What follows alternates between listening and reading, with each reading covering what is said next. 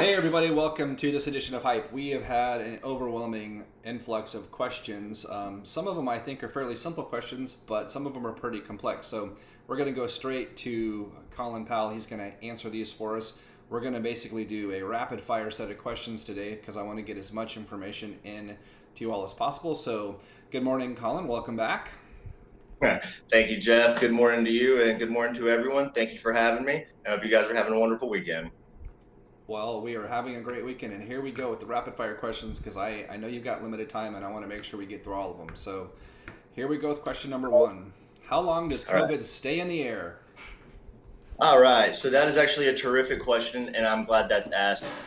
And just to give you guys an idea too, a lot of these are the public questions that we're answering here based off previous shows and requests, and even using a lot of the technology that the Hype Show has put together to help range this. So we're trying to make this targeted as possible. So this is a terrific question that I'm glad that we get to address. So it does vary based off temperature they have found. There have been studies that have found that if it maybe it could stay for 24 hours on surfaces that are above, 105 degrees. And then there are some areas that they found that if it's below, 65 degrees, they could stay up to 24 days. So the air itself and the temperature actually does play quite a bit into this, as well as the moisture.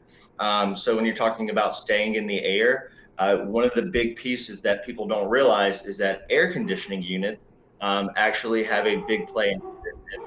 And so that's how they're wondering, how are these people in apartment complexes and all of this getting spread? Well, obviously, if you have colder air, particularly with the water densing it and making it, stay in the air even longer, it's actually being spread through those ducts, making it actually a real concern that people need to address. And fortunately, we have a few different groups that are coming out that I'd love to introduce you guys to that have addressed this problem. But we're looking at an average of 2 to 3 days to perhaps a month, depending on where you are and the conditions. So it varies, and you need to be aware of it. That's the purpose of wearing a mask. Excellent. So the next one, how long does COVID stay on surfaces?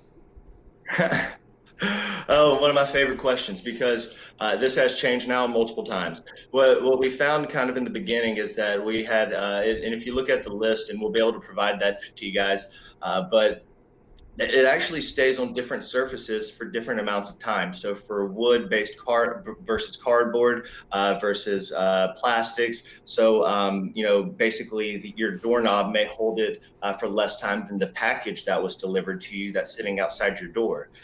So they do all change, but what you really need to be aware of is about 3 to 5 days is the average. Some ranging to about 7.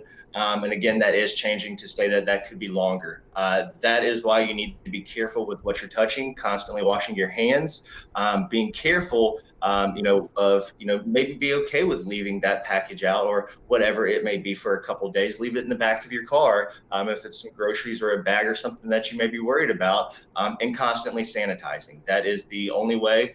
And because that virus will live there and adapt there, and again, based off of the temperature that you're working with, could make a very significant difference on how long.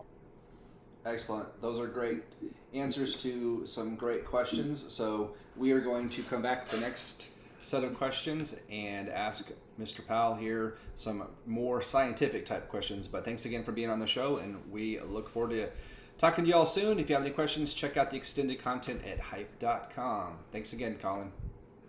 Thank you, Jeff. Thank you, guys.